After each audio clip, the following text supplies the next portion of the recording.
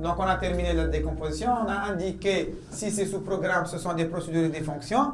Par quoi je vais commencer? Alors, au niveau de l'analyse, on commence par l'analyse du PP. C'est la première chose. Donc, on va faire l'analyse du PP. Le programme principal, c'est ça le PP. Et après, l'analyse de saisir, remplir, calcul, afficher. Comme j'ai dit, on va faire 5 analyses dans notre cas. Alors, on va commencer. Analyse du programme principal.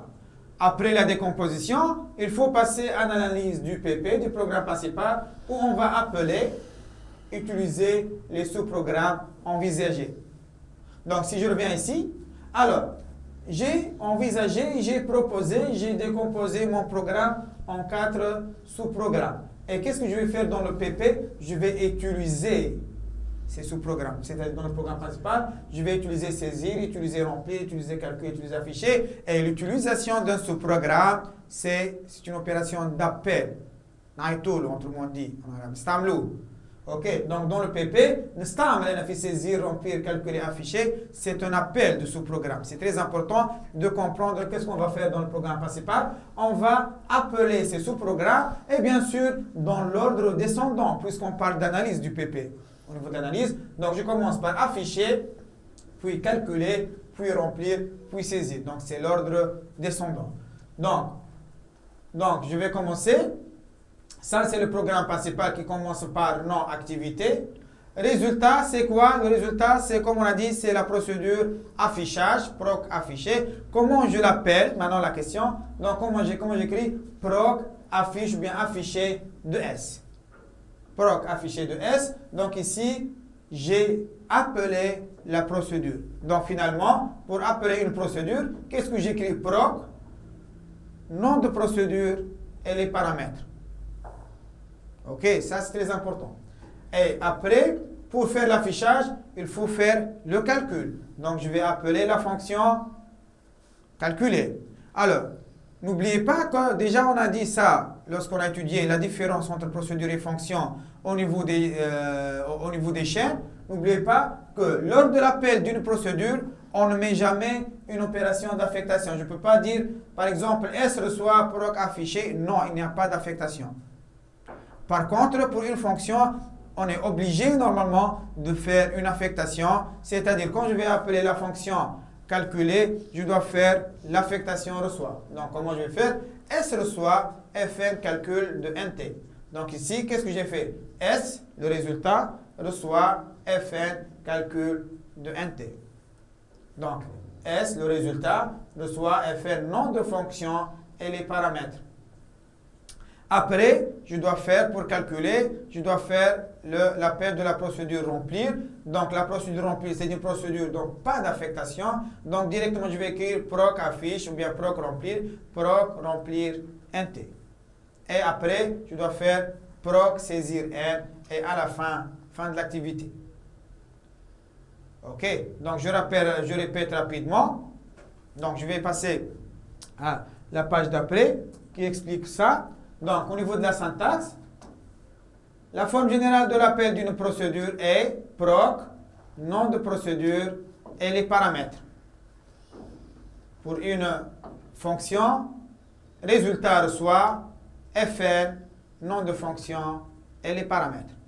Alors ici, je vais mettre les points sur les paramètres. Pourquoi j'ai appelé ça PE1, PE2? C'est pour dire que ce sont des paramètres effectifs.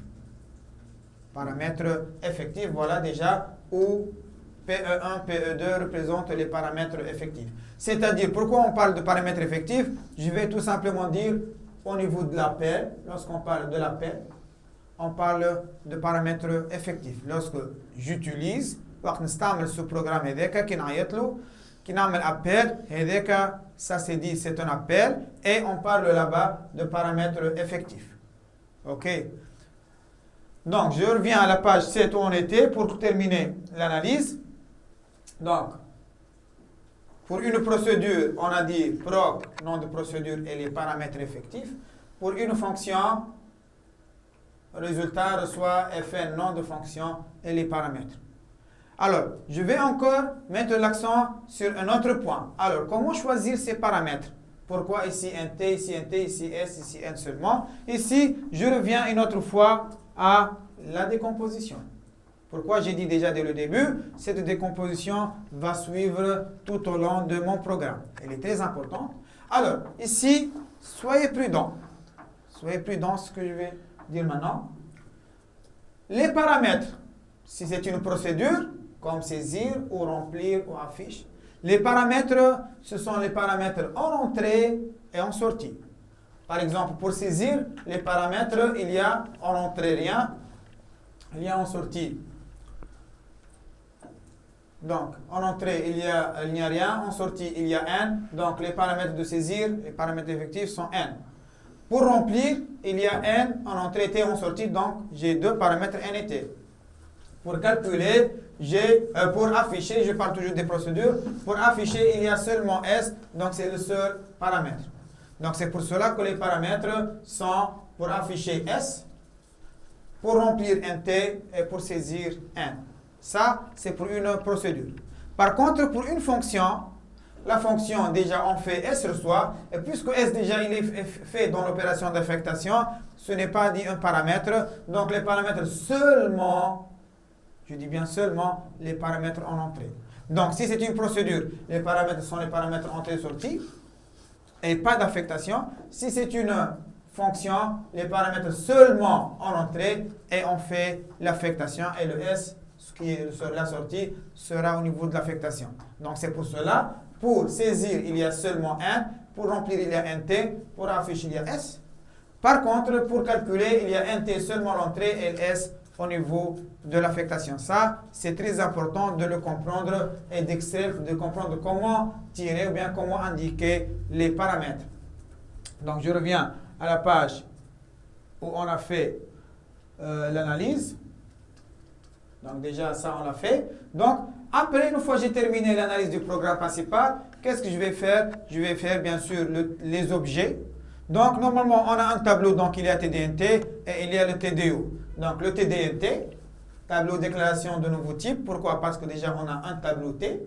Donc, déjà, au niveau d'énoncé, il a dit que le nombre de cases est entre 5 et 20. On a dit déjà pas mal de fois que la taille d'un tableau est toujours la taille maximale possible. Puisque n, le nombre de cases est 5, 20, donc c'est 20 cases. Donc, je vais dire, ici, dans le TDNT, je vais dire table égale à tableau de 1 à 20, c'est-à-dire de 20 réels, avec les indices toujours de 1 à 20. Ok, on peut écrire de 20 réels directement, c'est correct, ou bien, personnellement, j'essaie de préciser que la borne inférieure des indices, c'est 1, la borne supérieure, c'est 20.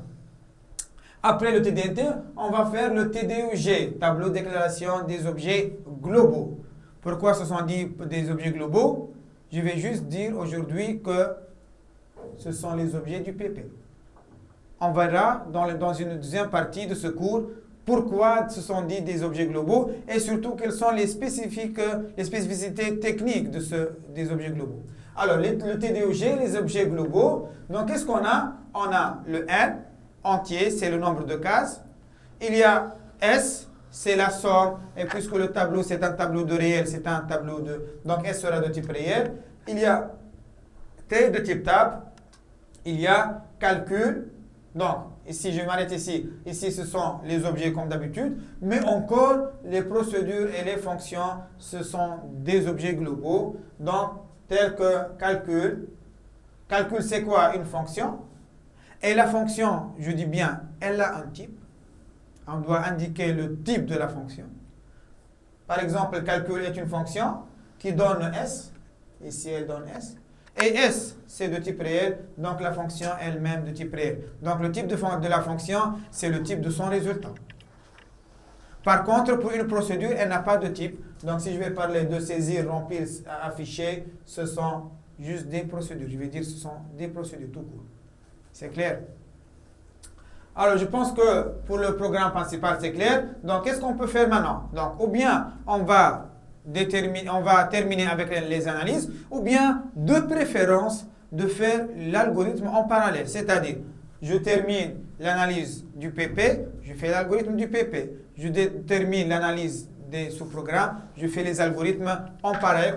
Comme ça, je peux déjà gagner en termes de travail abouti. Alors, donc ça, syntaxe, déjà on a fait ça. Donc je vais passer vers la page d'après. Algorithme du programme principal. Okay? Alors, au niveau de l'algorithme, c'est comme d'habitude, qu'est-ce qu'on fait? Juste, on va organiser l'analyse qu'on a fait. Donc, c'est l'analyse exactement, mais dans l'ordre ascendant. Donc, je vais dire comme d'habitude, 0 début activité, 1, proc saisir N, 2, proc remplir NT, 3, proc, S reçoit Fn calcul NT, et 4, proc affiche de S, et 5e, fin activité. Donc, c'est juste les appels dans l'ordre de cette fois-ci ascendant, c'est-à-dire saisir, puis remplir, puis calcul, puis affiche. C'est ça l'algorithme. Je pense que rien de spécial dans cet algorithme-là.